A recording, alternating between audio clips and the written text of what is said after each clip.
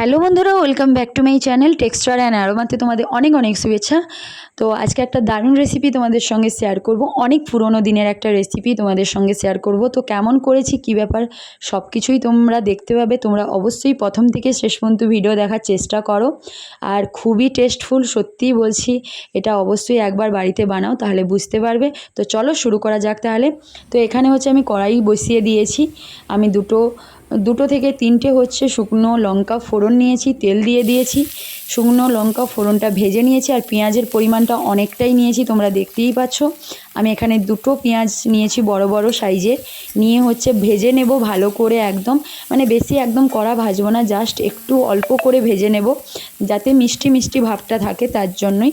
তো এখানে দেখো আমি লঙ্কাটা মাখিয়ে নেব। আর এখানে আমি চিংড়ি মাছের মাথা আর নিচ যেগুলো হয়, ঠিক আছে, মানে খোলা নয়, খোলাটা বাদ দিয়ে মাথাটা নিয়েছি আর পাখনাগুলো নিয়েছি, নিয়ে ভালো করে পরিষ্কার করে ধুয়ে নিয়েছি। পেঁয়াজটা কিন্তু ভাজা হয়ে গেছে, তুলে রেখে দিয়েছি।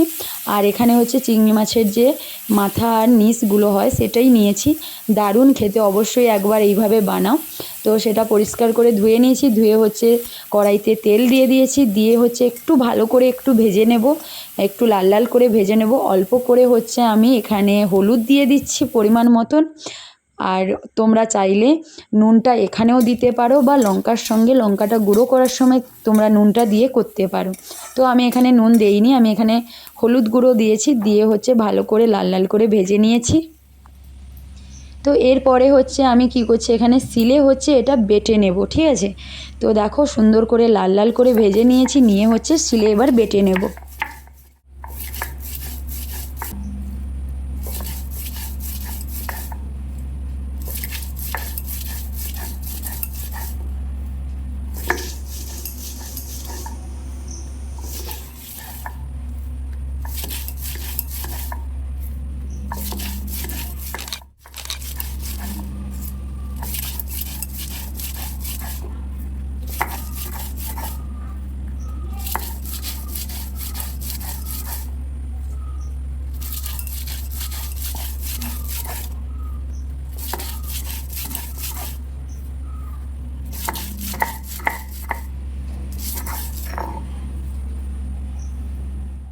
দেখতেই পাচ্ছ বাটাটা কমপ্লিট হয়ে গেছে।